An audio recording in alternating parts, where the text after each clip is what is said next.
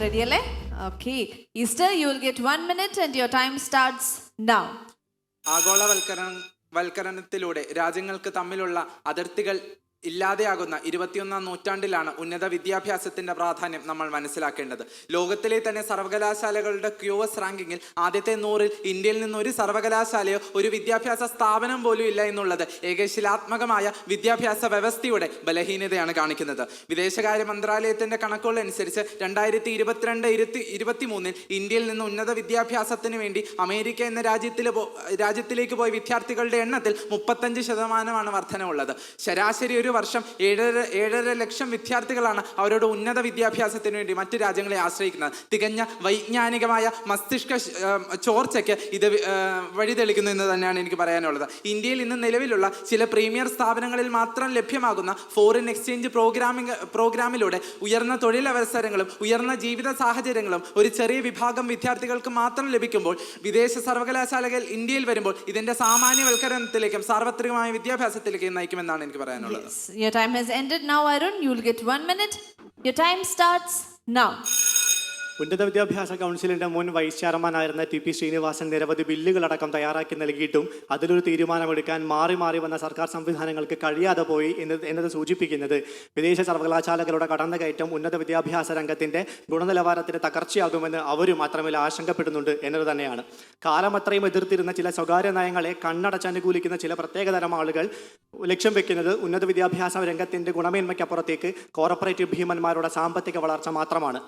വിദേശ സർവകലാശാലകൾ ആരംഭിക്കുന്നതിനു മുന്നോടിയായി അമേരിക്ക, യൂറോപ്പ്, മറ്റ് ഗൾഫ് രാജ്യങ്ങൾ എന്നിവിടങ്ങളിലായി ആശയ സമാഹരണം നടത്തേണ്ടതിന് പകരം കേരള സർക്കാർ ആരംഭിക്കാൻ പോകുന്നത് ആഗോള നിക്ഷേപ സമ്മേളനങ്ങളാണ് എന്ന് സൂചിപ്പിക്കുന്നത് ഭരണകൂടം പോലും നോട്ടമിടുന്നത് സാമ്പത്തിക വേട്ടയിലേക്കാണ് എന്നത് തന്നെയാണ്. സംവരണവും അതുപോലെ തന്നെ ഫീസ് ഘടനയും തുടങ്ങിയ പ്രധാനപ്പെട്ട ഗൗരവമായ കാര്യങ്ങളിൽ ഏത് രീതിയിൽ തീരുമാനമെടുക്കണമെന്ന് വിദേശ സർവകലാശാലകൾക്ക് ഇന്നേ വരെ പൂർണ്ണമായ വ്യക്തതയില്ല. ഏറ്റവും കൂടുതൽ പിന്നാക്ക വിഭാഗക്കാർ പഠിക്കുന്ന ഏറ്റവും കൂടുതൽ ക്യാമ്പസുകളുള്ള ലോകത്തെ തന്നെ ഏറ്റവും മുന്തിയ രാജ്യമാണ് ഇന്ത്യ. Yes. ഇനി നിങ്ങളുടെ ഡിബേറ്റിംഗ് ടൈമാണ് and your time starts now. സാമ്പത്തികത്തിന്റെ കാര്യം പറഞ്ഞുകൊണ്ട് തന്നെ തുടങ്ങാം. ഇന്ത്യയുടെ ശരാശരി GDP-യുടെ 5% കുറയാതെ വിദ്യാഭ്യാസത്തിന് വേണ്ടി നീക്കിവെക്കണമെന്ന് നിർദ്ദേശമിരിക്കെ വെറും 2.9% മാത്രമാണ് വിദ്യാഭ്യാസത്തിന് വേണ്ടി നീക്കിവെക്കുന്നത്. അത്തരമുള്ള ഒരു പ്രായോഗിക ബുദ്ധിമുട്ടുള്ള ഒരു രാജ്യത്തിന്റെ ഉന്നത വിദ്യാഭ്യാസം വളർത്തുക എന്നുള്ളത് വിദേശ സർവകലാശാലകളാൽ മാത്രം സാധ്യമാവുന്ന ഒരു കാലഘട്ടത്തിലാണ് നമ്മൾ ജീവിക്കുന്നത്. പ്രായോഗിക ബുദ്ധിമുട്ടുകൾ ചൂണ്ടിക്കാണിക്കുന്നതിന് പ്രായോഗിക ബുദ്ധിമുട്ടുകൾ മറികടക്കുന്നതിന് വിദേശ സർവകലാശാലകൾ കൊണ്ടുവരണമെന്ന വാദം അംഗീകരിക്കാനാവില്ല. കാരണം വ്യക്തമാക്കാം. 2024 ടൈംസ് ഹയർ എഡ്യൂക്കേഷൻ മാസികയുടെ കണക്ക് പ്രകാരം ഏറ്റവും മികച്ച സർവകലാശാലകളും ക്യാമ്പസുകളും പ്രവർത്തിക്കുന്ന ലോകത്തെ തന്നെ 4ാമത്തെ മികച്ച രാജ്യമാണ് ഇന്ത്യ. 75 വിദ്യാഭ്യാസ സ്ഥാപനങ്ങൾ അന്താരാഷ്ട്ര നിലവാരത്തിലേക്ക് ഉയർന്നതായും ദ മാഗസിൻ ചൂണ്ടിക്കാണിക്കുന്നുണ്ട്. വിദേശ സർവകലാശാലകൾ ഇല്ലാതെ തന്നെ ഗുണനിലവാരം പുലർത്താൻ സാധിച്ചിട്ടുള്ള വിദ്യാഭ്യാസ രംഗത്ത് ഗുണനിലവാരത്തിന് വേണ്ടി അത്തരം സർവകലാശാലകൾ കൊണ്ടുവരണമെന്ന് പറയുന്നത് അനീതിയാണ്. മറ്റൊന്ന്, UGC നിർദ്ദേശപ്രകാരം ലോക റാങ്കിംഗ് യോഗ്യതയുള്ള 2 അതിലധികമോ സർവകലാശാലകളെ കൂട്ടിച്ചേർത്തുകൊണ്ട് ക്യാമ്പസുകൾ ആരംഭിക്കാം എന്ന് പറയുന്നുണ്ട്. 2 ധ്രുവങ്ങളിൽ നിന്നുകൊണ്ട് നിലപാടുകളും അഭിപ്രായങ്ങളും സ്വീകരിക്കുന്ന സംവിധാനങ്ങളും സർവകലാശാലകളുമാണ് ഇവയെങ്കിൽ സ്വാഭാവികമായും ഇവർക്കിടയിൽ രൂപപ്പെടാൻ സാധ്യതയുള്ള ഭിന്നഭിപ്രായങ്ങളും അഭിപ്രായ വ്യത്യാസങ്ങളും അതായത് ക്യാമ്പസുകളിൽ പഠിക്കുന്ന വിദ്യാർത്ഥികളുടെ അക്കാദമിക ഭാവിയാണ് നശിപ്പിക്കുക.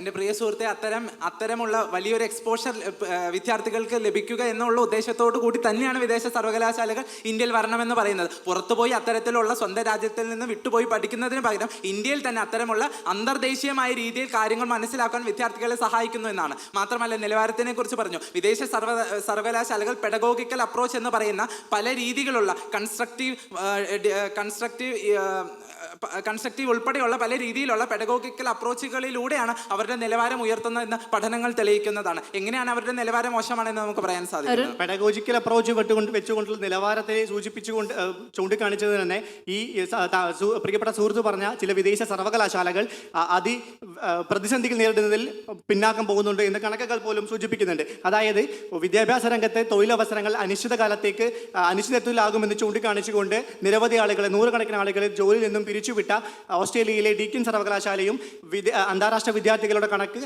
കോവിഡ് മഹാമാരിക്ക് ശേഷമുള്ള രീതിയിലേക്ക് ഉയരുകയേ ചെയ്യുകയില്ല എന്ന പൊള്ളയായ കണക്കുകൾ പറഞ്ഞ് വെറുപ്പ് മാത്രം സമ്പാദിച്ച വോളോഗാങ് സർവകലാശാലയും ഉൾപ്പെടെയുള്ള സർവകലാശാലകൾക്ക് എങ്ങനെയാണ് ഗുണമേന്മയോടുകൂടി പ്രവർത്തിക്കാൻ സാധിക്കുന്നത്? എന്റെ പ്രിയ സുഹൃത്ത്, എന്തുകൊണ്ടാണ് തൊഴിലവസരങ്ങൾ ഇല്ലാതെ പോകുന്നത്?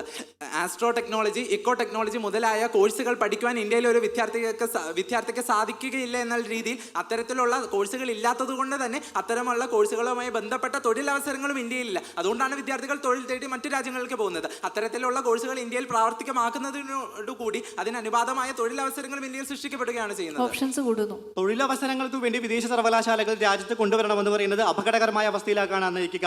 കാരണം 2003 AK ആന്റണി സർക്കാരിന്റെ നേതൃത്വത്തിൽ രാജ്യത്ത് ആദ്യമായി നിക്ഷേപ സമ്മേളനം സംഘടിപ്പിച്ച് അമേരിക്കയിലെ ജോൺ ഹോപ്കിൻസ് സർവകലാശാലയ്ക്ക് പ്രവർത്തനാനുമതി നൽകിയപ്പോൾ നമ്മൾ അതിനെ നഖശിഖാന്തം എതിർത്തത് വിദേശികൾക്ക് ഡാറ്റാ മൈനിങ് ചെയ്യാനുള്ള അവസരം ഉണ്ടാക്കി കൊടുക്കുമെന്ന് ചൂണ്ടിക്കാണിച്ചുകൊണ്ടാണ്. സ്വകാര്യത ഭരണഘടനാപരമായ അവകാശമായി നിലനിൽക്കുന്ന ഈ രാജ്യത്ത് അനധികൃതമായ ദത്തഗ്രഹണം നടത്താനുള്ള വിദേശ സർവകലാശാലകൾ അംഗീകരിക്കാതിരിക്കുന്നത് കാലഘട്ടത്തിന്റെ അനിവാര്യതയാണെന്ന് താങ്കൾ മനസ്സിലാക്കണം. എന്റെ പ്രിയ സുഹൃത്തെ, UGCയുടെ കരട് നിയമപ്രകാരം ഏതൊരു വിദേശ സർവകലാശാലയുടെ മേലും പരമാധികാരം ഇന്ത്യയുടെ സർക്കാരിന് തന്നെയായിരിക്കുമെന്ന് പറഞ്ഞു വെക്കുന്നുണ്ട്. ഒരിക്കലും അവരുടെ സ്വയം ഭരണം ഇന്ത്യ എന്ന രാജ്യത്തിന് സാധിക്കുകയില്ല പറയുന്നുണ്ട്. മറ്റൊരു കാര്യം, സാമ്പത്തികത്തിന്റെ കാര്യം പറഞ്ഞു. ഏതൊരു സ്വകാര്യ സർവകലാശാലകളിലാണെങ്കിലും ഏതൊരു രീതിയിലുള്ള പണമിടപാടെങ്കിലും ഒരു രാജ്യത്തിന്റെ ഹ്യൂമൻ റിസോഴ്സ് അഥവാ മാനവ വിഭവശേഷി വർദ്ധിക്കുന്നതിലേക്കാണ് ഉതകുന്നത്. അതുകൊണ്ട് തന്നെ ഉന്നത വിദ്യാഭ്യാസത്തിൽ കൊടുക്കുന്ന ഏതൊരു നിക്ഷേപവും ഒരു രാജ്യത്തിന്റെ വളർച്ചയ്ക്ക് തന്നെയാണ് സാധ്യമാവുക. സാമ്പത്തികവും മാനവ വിഭവശേഷിക്കും ഒക്കെ അപ്പുറത്ത് നമ്മൾ പരിഗണിക്കേണ്ടത് മനുഷ്യജീവനുകളുടെ വിലയ്ക്ക് തന്നെയാണ്. അതായത് 2023 ജനുവരി ആദ്യ വാരത്തിൽ മാത്രം വിദേശ സർവകലാശാലകളിൽ വെച്ച് കൊല ചെയ്യപ്പെട്ട ഇന്ത്യൻ വിദ്യാർത്ഥികളുടെ എണ്ണം 5. 23 വയസ്സുകാരനായ സമീർ കാമത്ത് എന്ന വിദ്യാർത്ഥിയായിരുന്നു ഏറ്റവും ഒടുവിലത്തെ രക്തസാക്ഷി.